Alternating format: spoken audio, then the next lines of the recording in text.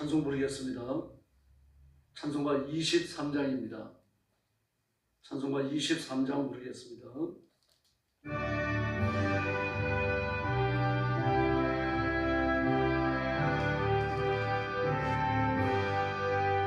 하나님이 내게 있으면 거짓다 하시고 내 구주 주시는 종을 늘 찬송하겠네. 내 은혜로신 하나님 날 도와주시고 그 크신 영광 알게 하소서. 내 주의 귀한 이름이 날 위로하시고 이 귀의 음악 같으니 참기라 되도다. 내 죄의 번세 깨뜨려 그 결박하시고 한 밤을 비로소 하셨네. 3절 부릅니다. 내 주의 귀한 이름이 날 위로하시고 이 귀의 음악 같으니 참기라 되도다. 내 죄의 번세 그 결박 푸시고 이 추한 밤을 비로소 복종케 하셨네. 아멘.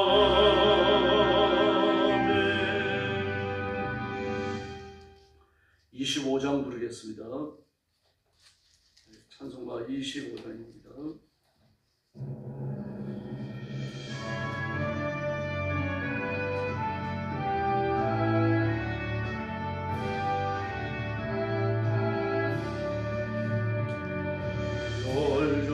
보소서. 주 앞에 엎드세 저 천사 기쁜 노래가 온 땅에 퍼지네.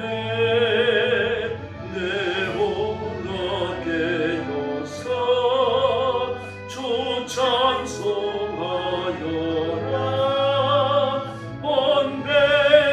죄를 속하신 만왕의 왕일세. 멸류관 보소서. 저 앞에 도리세 후손과 몸의 상처가 영광 중 빛나네.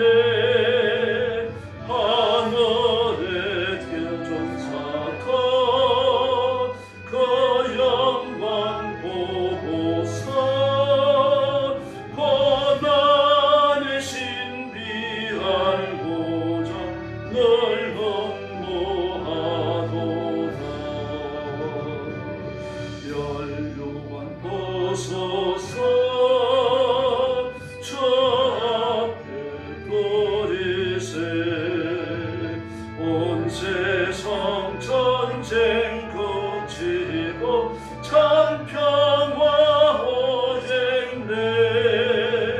주 보좌 앞에서 온 백성 엎드려 그 한량없는 영광을 늘 찬송합니다. 3절 부릅니다. 멸류관 보소서. 저 앞에 도리세 온 천상 전쟁 그치고 참 평화 오겠네. 주 보좌 앞에서 온 백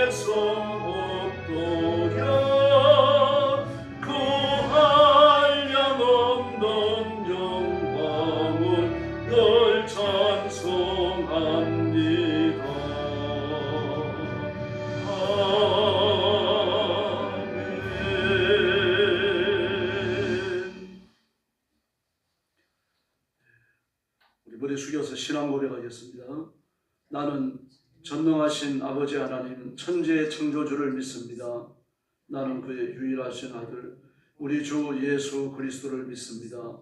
그는 성령으로 잉태되어 동정녀 마리아에게서 나시고 본디오 빌라도에게 고난을 받아 십자가에 못 박혀 죽으시고 장사된 지 사흘 만에 죽은 자 가운데서 다시 살아나셨으며 하늘에 오르시어 전능하신 아버지 하나님 우편에 앉아 계시다가 거기로부터 살아있는 자와 죽은 자를 심판하러 오십니다. 나는 성령을 믿으며 거룩한 공교회와 성도의 교제와 죄를 용서받는 것과 몸의 부활과 영생을 믿습니다. 아멘. 자비로우신 아버지 감사합니다. 오늘 이 거룩한 자리에 저희들을 불러주시고 연약한 육신을 가졌으나 영원하신 하나님 거룩하신 아버지께 영광 돌리며 예배하게 하시니 감사합니다. 주의 성령께서 권능으로 임하여 저와 성도들을 사로잡으시고 성령께 붙들린 구별된 삶을 사며 우리 말과 온 행동과 삶을 통하여 하나님을 높이는 존귀한 종들이 되게 하여 주시옵소서. 오늘도 온 세상에서 복음 전하는 선교사님들 주의 종들 사랑하는 성도들을 기억하시고 그 가정과 가족을 보호하여 주옵소서. 때를 따라 돕는 은혜를 주시고 필요한 물질을 주시고 억압과 학대에서 지켜주시며 필요한 사람들을 보내주시옵소서. 오늘 아침도 저희들의 말씀을 나누며 하나님의 은혜의 보좌 앞에 나아갑니다. 성령님 저희 가운데 임하여 뜨겁게 역사해 주시옵소서. 예수님의 이름으로 간절히 기도 올려옵나이다. 아멘. 하나님 말씀 봉독하겠습니다. 마가복음 제8장입니다.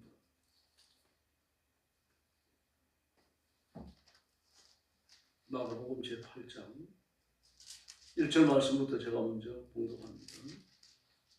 그 무렵에 또 큰 무리가 있어 먹을 것이 없는지라 예수께서 제자들을 불러 이르시되 내가 무리를 불쌍히 여기노라. 그들이 나와 함께 있은지 이미 사흘이 지났으나 먹을 것이 없도다. 만일 내가 그들을 굶겨 집으로 보내면 길에서 기진하리라. 그 중에는 멀리서 온 사람들도 있느니라. 제자들이 대답하되 이 광야 어디서 떡을 얻어 이 사람들로 배부르게 할 수 있으리까? 예수께서 물으시되 너희에게 떡 몇 개가 있느냐? 이르되 7 이로소이다 하거늘 예수께서 우리를 명하여 땅에 앉게 하시고 떡 7개를 가지사 축사하시고 떼어 제자들에게 주어 나누어 주게 하시니 제자들이 무리에게 나누어 주더라. 또 작은 생선 2마리가 있는지라 예 축복하고 명하사 이것도 나누어 주게 하시니 배불리 먹고 남은 7 광주리를 거두었으며 사람들은 약 4,000명이었더라. 예수께서 그들을 흩어보내시고 곧 제자들과 함께 배에 오르사 달마누다 지방으로 가시니라. 바리새인들이 나와서 예수를 힐난하며 그를 시험하여 하늘로부터 오는 표적을 구하거늘 예수께서 마음속으로 깊이 탄식하시며 이르시되 어찌하여 이 세대가 표적을 구하느냐? 내가 진실로 너희에게 이르노니 이 세대에게 표적을 주지 아니하리라 하시고 그들을 떠나 다시 배에 올라 건너편으로 가시니라. 제자들이 떡 가져오기를 잊었으며 배에 떡 1개밖에 그들에게 없더라. 예수께서 경고하여 이르시되 삼가 바리새인들의 누룩과 헤롯의 누룩을 주의하라 하시니 제자들이 서로 수군거리기를 이는 우리에게 떡이 없음이로다 하거늘 예수께서 하시고 이르시되 너희가 어찌 떡이 없음으로 수군거리느냐? 아직도 알지 못하느냐? 깨닫지 못하느냐? 너희 마음이 둔하냐? 너희가 눈이 있어도 보지 못하며 귀가 있어도 듣지 못하느냐? 또 기억하지 못하느냐? 내가 떡 5개를 5,000명에게 띄워줄 때에 조각 몇 바구니를 거두었더냐? 이르되 12입니다. 또 7개를 4,000명에게 띄워줄 때에 조각 몇 광주리를 거두었더냐? 이르되 7입니다. 이르시되 아직도 깨닫지 못하느냐 하십니다. 베세대 이름의 사람들이 맹인 한 사람을 데리고 예수께 나와 손 대시기를 구하고는 예수께서 맹인의 손을 붙잡으시고 마을 밖으로 데리고 나가사 눈에 침을 뱉으시며 그에게 안수하시고 무엇이 보이느냐 물으시니 쳐다보며 이르되 사람들이 보이나이다. 나무 같은 것들이 걸어가는 것을 보나이다 하고는 이에 그 눈에 다시 안수하시매 그가 주목하여 보더니 나아서 모든 것을 밝히 보는지라. 예수께서 그 사람을 집으로 보내시며 이르시되 마을에는 들어가지 말라 하시니라. 예수와 제자들이 빌립보 가이사의 여러 마을로 나가실새 길에서 제자들에게 물어 이르시되 사람들이 나를 누구라고 하느냐. 제자들이 여짜와 이르되 세례 요한이라 하고 더러는 엘리야 더러는 선지자 중 하나라 하나니다. 또 물으시되 너희는 나를 누구라 하느냐. 베드로가 대답하여 이르되 주는 그리스도 신이이다 하매 이에 자기의 일을 아무에게도 말하지 말라 경고하시고 인자가 많은 고난을 받고 장로들과 대제사장들과 서기관들에게 버림받아 죽임을 당하고 사흘 만에 살아나야 할 것을 비로소 그들에게 가르치시되 드러내놓고 이 말씀을 하시니 베드로가 예수를 붙들고 항변하며 예수께 돌이키사 제자들을 보시며 베드로를 꾸짖어 이르시되 사탄아 내 뒤로 물러가라. 내가 하나님의 일을 생각하지 아니하고 도리어 사람의 일을 생각하는도다 하시고 우리와 제자들을 불러 이르시되 누구든지 나를 따라오려거든 자기를 부인하고 자기 십자가를 지고 나를 따를 것이니라. 누구든지 자기 목숨을 구하고자 하면 잃을 것이요 누구든지 나의 복음을 위하여 자기 목숨을 잊으면 구원하리라. 사람이 만일 온 천하를 얻고도 자기 목숨을 잃으면 무엇이 유익하리요. 사람이 무엇을 주고 자기 목숨과 바꾸겠느냐. 38절 말씀 같이 공독하겠습니다. 누구든지 이 음란하고 죄 많은 세대에서 나와 내 말을 부끄러워하면 인자도 아버지의 영광으로 거룩한 천사들과 함께 올 때에 그 사람을 부끄러워하리라. 아멘.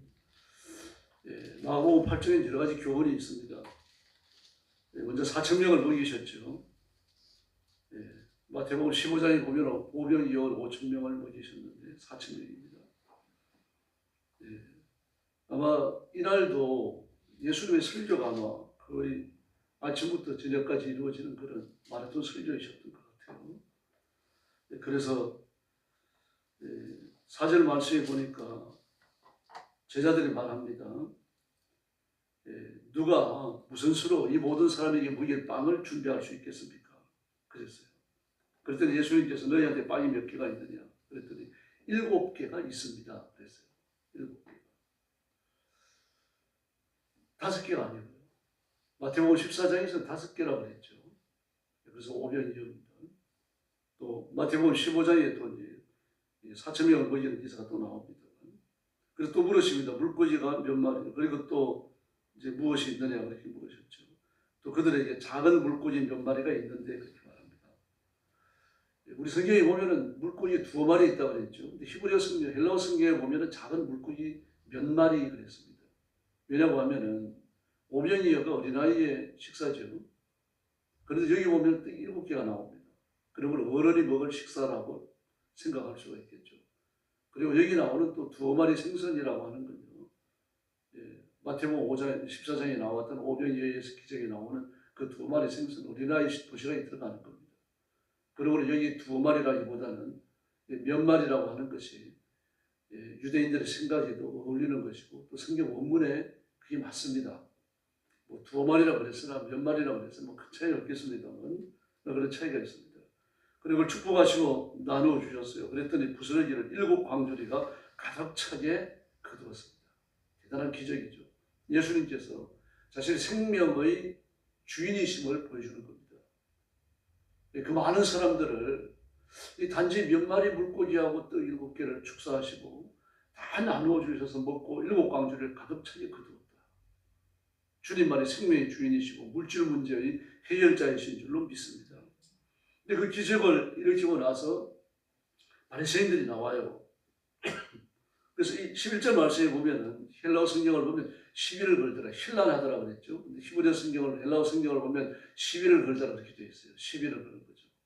힐난은 야단치는 건데 헬라어 성경은 야단을 치는 게 아니라 책임을 추구하고 따지는 게 아니고 시비를 거는 아주 고의적인 행동이 그러니까 누가 보더라도 아 예수님께 고의적으로 저런 짓을 하는구나. 누구든지 다 하는 겁니다. 근데 지나가다가 시비 걸면 알잖아요. 근데 예수님이 그렇게 하는 거예요 지금요. 단순히 예수님께 대항하고 대적하는 게 아니라 아주 대놓고 시비를 거는 겁니다. 아주 못됐죠. 그러니까 이 대항하는 것은 어떤 뭐 이해 폭을 좁히기 위해 갖고 그리고 예수님이 하는 일이 못마땅히 하지 그럴 수 있는 겁니다. 그런데 시비 건다라고 하는 건 저속한 행동이에요. 예수님께 막 나가는 거죠. 그러니까 아주 못된 놈들입니다. 그리고 하늘로서 내리는 표적을 구했습니다. 이게 이제 이사야 32장과 35장 또 62장 이하에 나오는 메시아의 표적을 말하는 거예요. 하늘로서 오는 표적. 인간의 표적이 아니죠. 하나님이 주시는 표적. 그러니까 불체의 명이 낳는 걸 말하는 거예요. 물론 악한 영이 쫓겨나가는 걸 말하는 거의 포함되어 있습니다만, 뭐 소진이 보고 벙어리가 말을 하고 귀머거리가 듣고 손발에 장애가 있는 사람이 낫고 나병이나 저런 중풍병자가 낫고 죽은 자가 살아나는 이 강력한 기적을 말하는 겁니다.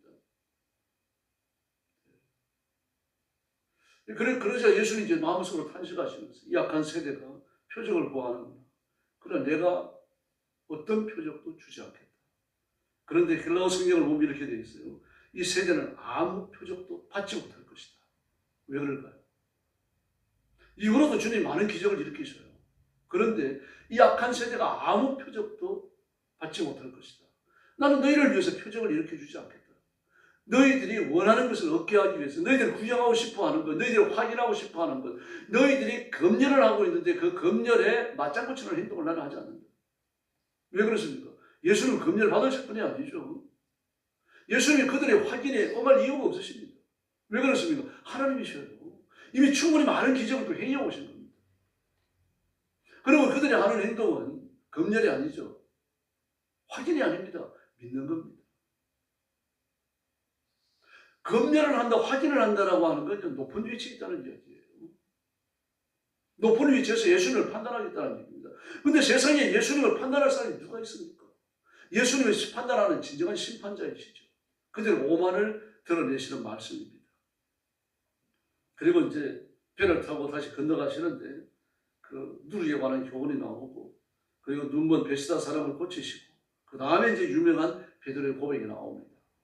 이 베드로의 고백을 끌어내시기 위해 가지고 이 세상 사람들이 나를 뭐라 그러느냐, 여기서 질문을 시작해요. 그러더니 뭐 저는 엘리야라 그럽니다. 세례 요한이라 그럽니다. 이 말은 이제 뭐 엘리야의 이 시쳇말로요. 불신자들의 말로 엘리야의 귀신이 당신한테 덮어 씌었기 때문입니다. 세례 요한의 귀신이 당신한테 덮어 씌었기 때문입니다. 그런 식으로 말하는 거예요. 또는 모세가 말했던 그 선지자가 당신이라고 합니다. 그건 좀 경건한 말입니다. 그러니까 지금 예수님이 물으시는 것은 유대인들이 예수님에 대해서 어떤 생각을 하고 있는지를 묻는 말이에요. 그런데 그들이 그렇게 일생 동안 성경을 배워왔음에도 토속적인 생각, 그런 무속적 신앙의 체계를 탈피하지 못하고 있어요. 예수님이 기적을 행하시는 걸 보고 뭐 엘리야의 귀신이 덮어 씌웠다, 세례 요한의 귀신이 덮어 씌웠다, 이게 그러면 그 당시 유대인들이 할 말입니까? 요즘 기독교인이 할 수 있는 말이냐고요. 이 랍비들도 마찬가지였어요. 예수님이 행하시는 기적을 보고는 그 귀신의 왕 바알세불이 덮어 씌웠기 때문입니다. 세상에 어떤 귀신이 누구에게 덮어 씌웁니까? 말도 안 되는 소리죠. 더구나 죽은 사람이 죽고 나면 사람의 상호 존재는 천국 아니면 지옥이에요. 그게 가게 되어 있는 겁니다. 이 땅 위에는 사람의 상호 존재가 존재하지 않아요. 근데 그렇게 말하고 있어요. 근데 신앙이 아주 더럽게 오염되어 있는 것을 볼 수 있습니다. 지금도 마찬가지입니다. 그리스도인이 이럴 수 있어요. 그 정신 차리고 내가 말씀 위에 섰는가 자신을 점검해야 되는 겁니다. 그래서 예수님이 물으십니다. 그럼 너희는 나를 뭐라고 말하느냐? 이 말을 듣고 싶은 거예요, 지금요. 예수님의 질문의 핵심은 제자들입니다. 너희들은 나를 누구라 그러느냐? 그랬더니 베드로가 똑바른 말을 합니다. 주는 그리스도시요 살아계신 하나님의 아들입니다. 바른 대답을 했잖아요. 그러자 예수님께서 나에 대하여 이 사실을 아무에게도 말하지 마라. 왜냐고 하면 하나님의 아들이다, 이 말을 하나님이시라는 말이잖아요. 그러므로 핍박이 시작되고 잡혀가는 일이 시작될 수 있으니까 때가 될 때까지, 예수님께서 십자가의 길을 시작하실 때까지 이걸 다물고 있으라는 얘기입니다. 네, 그리고 나서 이어서 31절 이하에 보니까 인자가 반드시 많은 고난을 받고 장로들과 대제사장들과 율법학자들에게 배척을 받아 죽임을 당하고 사흘 만에 살아납니다. 그래서 베드로가 깜짝 놀란 겁니다. 막 불에 딘 것처럼 반응을 합니다. 아닙니다. 예수님 그럴 수 없습니다. 어떻게 예수님이 그렇게 죽으실 수 있다고 말씀하십니까? 32절에 보면요, 헬라어 성경을 보면 항의했다고 되어 있어요. 항의했다. 항의했다. 아니 예수님이 이 나라의 왕이 되셔가지고 온 백성을 다스릴 생각을 하셔야지 어떻게 십자가에 죽는다는 말씀을 하십니까? 항의했어요. 그래서 예수님께서 뭐 충격적 말씀을 하십니다. 사탄아 내 뒤로 물러가라. 너는 하나님의 일을 생각지 아니하고 사람의 일만 생각하는구나. 그래 막 야단을 치십니다. 그러면서 이 8장의 핵심이 되는 교훈을 주십니다. 누구든지 나를 따라오려거든 자기 십자가를 지라. 근데 고전이 하시는 말씀이 있죠. 자기를 부인하라 그러십니다. 자기를 부인하라. 다시 말해서 자기를 부인하지 않으면 십자가를 못 집니다. 바울도 마찬가지잖아요. 예, 그냥 아주 똑똑한 사람입니다. 아주 유식해요. 헬라 철학에 대해서 아주 깊이 있는 지식을 가지고 있는 그 유대인들 중에서 손꼽을 수 있는 지식인이에요. 이게 빌라도도 알고 있었고 헤롯에게까지 소문이 났어요. 다 알고 있습니다. 그래서 헤롯에게 가가지고 전도했잖아요. 예수님의 죽으심과 부활에 대해 가지고 이야기했어요. 그랬더니 헤롯이 뭐라 그럽니까? 바울아, 너 많은 지식이 너를 미치게 하는 거야. 너 많은 지식이. 바울이 공부 많이 한 사람인 줄 알고 있어요. 뭐 헬라 철학을 일상적인 용어를 이용해가지고 풀어내는 사람이 바울이었습니다. 그런데 그가 뭐라고 말합니까? 내가 예수님을 만난 이후에 내가 이렇게 많이 공부한 건 많이 알고 있는 건 전부 다 배설물처럼 여긴다. 분토처럼 여긴다 그랬죠. 분토. 그 분자 똥분자잖아요. 한문으로. 쌀미자 밑에 다른 이자를 쓴 겁니다. 쌀의 다른 모양, 그게 똥입니다. 내가 분토처럼 여긴다. 다시 말해서 이렇게 자기를 부인하지 아니하고는 십자가를 지는 데까지 못 나가지고 그 이후로 그 고백은 한 번만 나옵니다. 내가 가진 건, 내가 살아온 것, 내가 그 경험한 것, 배운 것 전부 다 분토처럼 버린다. 그 고백 한 번만 나와요. 그런데 십자가를 진다는 말은 몇 번을 합니다. 예수 죽인 것을 내 몸에 짊어지면 내가 정과 욕심을 십자가에 못 박는다. 그런 식으로 봐요. 다시 말해서 자기를 부인하는 사람이 십자가를 지는 데까지 나가는 겁니다. 자기를 부인하지 못하면요 십자가를 못 집니다. 자기를 부인하는 것은 두 가지 절차를 밟는 거죠. 십자가를 지는 겁니다. 그리고 예수님을 내 생명처럼 사랑하는 겁니다. 그 자기를 부인하고 십자가를 지고 이건 대단히 중요한 겁니다. 이게 그리스도의 삶이에요. 누구든지 그 자기 위치에 맞는 삶이 있잖아요. 육사생도는 오직 훈련에 전념해야 됩니다. 장교로 훈련받는 일에 전념해야 돼요. 육사생도에 있는 동안은요 연애도 못하고 결혼도 못합니다. 지금 학책이 병명됐는지 모르겠습니다만 그랬어요. 다 그렇게 알고 있잖아요. 연애하거나 결혼하면 육사에서 쫓겨나요. 퇴학당합니다. 나가야 됩니다. 컨닝하면요 그 자리에서 퇴학돼 버립니다. 시간도 안 줍니다 여러분. 퇴학되다가 현장에서 발견되면요 그 자리에서 일어나가지고 퇴학 절차가 그거예요. 보따리 싸가고는 집으로 가야 돼요. 불교의 중도는요 세속에 가서 연연해서 안 되죠. 돈이나 권력이라든지 뭐 이런데 연연해갖고 안 됩니다. 그런데 요즘은요 중들이 다 세속화되어가지고 장가도 갑니다. 막 술도 마시고 뭐 노름도 하고 담배도 피우고 고깃집에도 드나들고 나이트클럽도 드나들어요. 중고등학생도 마찬가지입니다. 뭐 공부에 전념을 해야죠. 나같이 삐끼 뜯고 말입니다. 무슨 뭐 결혼 계획을 세우고 연애를 하고 말입니다. 뭐 마약을 하고 이러면 안 되잖아요. 그리스도인도 마찬가지입니다. 자기를 부인해야 되는 거죠. 자기를 부인해야 됩니다. 이 자기를 부인한다는 얘기는 자신의 삶에 자기가 책임진다는 이야기예요. 그 소피스트 옛날에 말장난하는 철학자들이요. 철학의 체계를 가지고 말장난하는 거죠. 손이 나냐? 손이 소리지 어떻게 손이 나냐? 이 발이 나냐? 발이 발이지 어떻게 발이 진정한 나냐? 그러므로 손으로 죄를 지었고 손으로 사기를 치고 손으로 도둑질을 하더라도 이건 진정한 내가 아니니까 난 죄를 지은 게 아니다. 발로 사람을 찾더라도 이게 발이지 이게 진정한 나냐? 그러므로 발로 사람을 찾으면 죄가 안 된다. 이게 소피스트의 말장난이에요. 그러므로 사람은 자신의 인격적 행동에 대해서 책임을 져야 되고 하나님 앞에 엎드려야 되는 거죠. 이 타락한 세상에서 그리스도인이 어떤 삶의 원리를 가져야 할 것인지를 보여주는 겁니다. 핑계대지 말아야 돼요. 죄를 인정하고 회개하고 그리고 하나님 앞에 엎드려서 자신의 삶을 다듬어 나가야 되는 거죠. 그게 자기를 부인하는 것이고 십자가를 지는 삶입니다. 예수님께 초점을 두지 아니하면 정말 불가능합니다.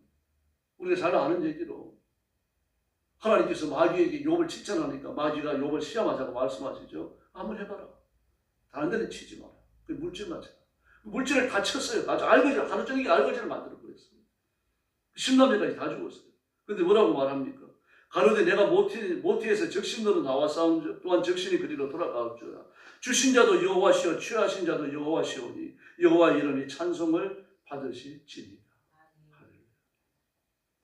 얼마나 놀랍습니까? 하나님이 주셔가지고 내가 일평생 잘 썼는데 그 주신 것을 돌아 가져가셨는데 내가 할 말이 뭐 있느냐. 우리가 좀 이 수준에 이르러야 돼. 그때까지 성장해야 되는 거죠. 근데 두 번째, 하나님, 그 신앙이 많이 가는 말인데 신앙이 변치 않는 것은 하나님이 덜 쳤기 때문입니다. 이번에 건강을 채워봅시다.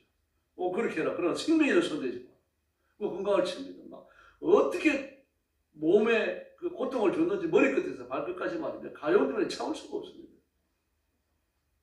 아주 흉측스럽게 변했죠. 사람이라고 말할 수 없을 정도로요. 그렇게 변했거든요.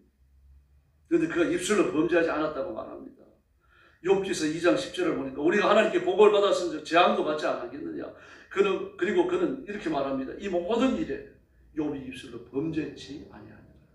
할렐루야. 자기를 부인하지 않으면 불가능해요. 적신으로 와 싸우면 적신으로 가고 있어요. 얼마나 놀랍습니다. 자기를 부인하는 거죠. 우리 역시 돈이란 시험을 옵니다. 그런데 이걸 기억하셔야 됩니다. 우리가 죄를 지을 수 있는 환경에서 유혹을 받을 때 우리가 감당할 수 없는 걸 허락하지 아니하십니다. 죄를 지을 수밖에 없는 유혹에 직면할 때 그때 죄를 짓고 넘어지는 것은요, 우리 잘못이에요. 하나님이 시험하도록 허락하셨기 때문이 아닙니다.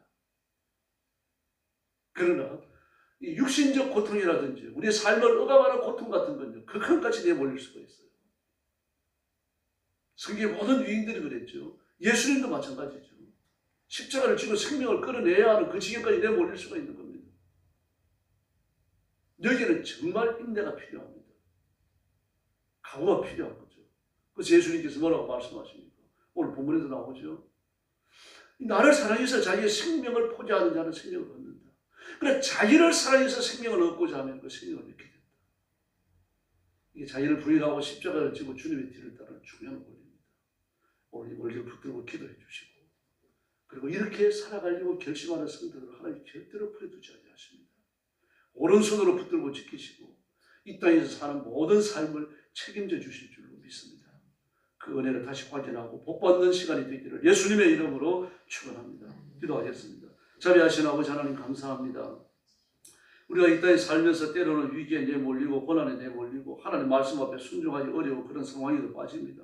그럴지라도 낙심하지 말게 하시고 하나님의 능력과 권능을 드리고 우리 자신을 쳐서 하나님 앞에 복종시키는 성숙한 삶을 살게 하여 주시옵소서. 오늘도 예수님과 동행하며 십자가 붙들고 승리하게 하시고 하나님 약속하시는 복을 누리는 귀한 하루가 되게 하여 주옵소서. 하나님께서 우리 성도들에게 성령 충만함을 주시고 믿음의 부요함을 주시고 기도의 새 능력, 기도의 불을 주시기를 원합니다.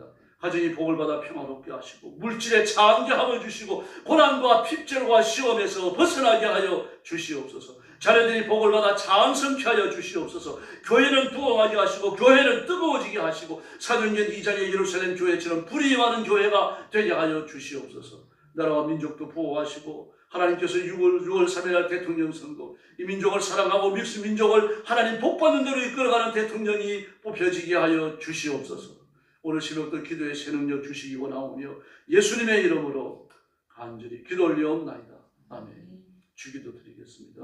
하늘에 계신 우리 아버지, 아버지의 이름을 거룩하게 하시며 아버지의 나라가 오게 하시며 아버지의 뜻이 하늘에서와 같이 땅에서도 이루어지게 하소서. 오늘 우리에게 일용할 양식을 주시고 우리가 우리에게 잘못한 사람을 용서하여 준 것 같이 우리 죄를 용서하여 주시고 우리를 시험에 빠지지 않게 하시고 악에서 구하소서. 나라와 권능과 영광이 영원히 아버지의 것입니다. 아멘. 합심 기도하겠습니다.